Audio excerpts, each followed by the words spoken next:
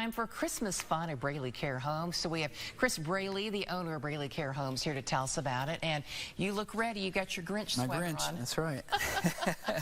You all are always doing fun things for your residents there. Have you had your holiday, your Christmas party? We have, yeah. So we had that this past weekend, and it was a big hit. A lot of our families came and participated. Great. Had some great food and fun time. And one of my staff's daughter came and she sang some Christmas carols. Oh, how so, nice. Yeah, so it was really a good time. Yes, and I know we have some pictures we'll be showing you all of this event and this party there. There we go. Yep. That is nice. And you say that family members were also part of this celebration. Yes, absolutely. We always do a big annual Christmas party, invite all the families, and everyone sits around and has their Christmas lunch and celebrate and enjoy good times. How important do you think it is to be with your loved ones at Christmas and to really pay attention to some behaviors that they have? Yeah, it's very important just to have that connection for the families to be there with their loved ones and help and assist them. And as we talk about holidays, and I always talk about residual memories, and for those with dementia, how important it is for them to have those experiences and remind them about how great Christmas is and and giving gifts and all those kinds of things. So we always want to reintroduce those things to our residents. And this is a good time of year to play Christmas carols. And like you said, someone was there singing, one of your staff members' daughter. I bet that really was fun for the residents. Yeah, we'll even dress up Sweetie and have her run around like a reindeer. That's great. That's great. Well, when do you feel it is time to, I guess, make a decision on behalf of your family? Because we're going to be together a little more during the holidays, maybe even notice some things that we didn't notice last year. Yeah, you'll see changes, and especially during the holidays when you're having gatherings in large groups, sometimes you can see a little more change with your loved one. Crowds and things can kind of trigger more confusion, more agitation, and so you can become a little more aware of it sometimes. And so those are great times to be talking to other family members, developing a plan, reaching out to the different resources that are there. I talked about Alzheimer's Association. They're a great resource.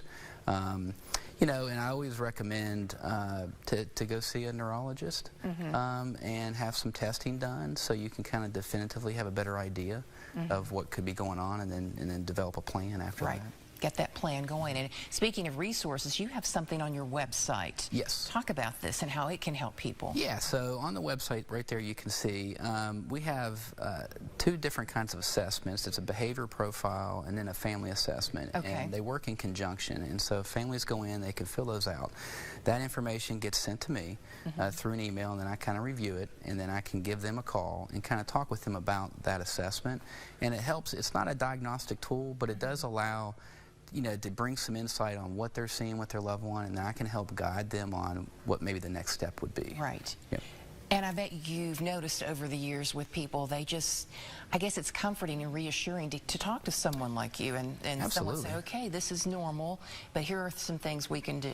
Yeah, because they can call me and do this, and their loved one may not be ready for memory care. Right. But there's definitely some signs and some issues that they don't know what to do because they've never had to deal with it before. Right. So I can help kind of point them in that right direction and give them some reassurance. That is great. So now, what are some things you think we could do between now and the first of the year to prepare for what changes might be ahead in the coming year? Depending on, like, for someone that maybe has dementia. And we're starting to notice things now. Any extra tips that you have for us? Yeah, I think, again, certainly you could reach out to me, talk with the Alzheimer's Association, depending on what they're seeing and what kinds of issues there are. Kind of depends on what to do. But if it's a situation where there's an issue, but there's been no diagnosis made, you want to talk to the family practitioner of that individual. And get that diagnosis. And then maybe there could be a recommendation for some neurology testing and things like that. Yeah, a lot of great information. And we'll have your contact information if people want to look on your website for that assessment. And I love how you all always celebrate every holiday, and that's so important. Today's Character Day, so that's why I've got the... I love it, because you all are doing something every day in addition to having the big party. Right, yep. Yeah, and that's so important. Right. Yeah. Well, Chris, always great talking with you. You too. Yeah.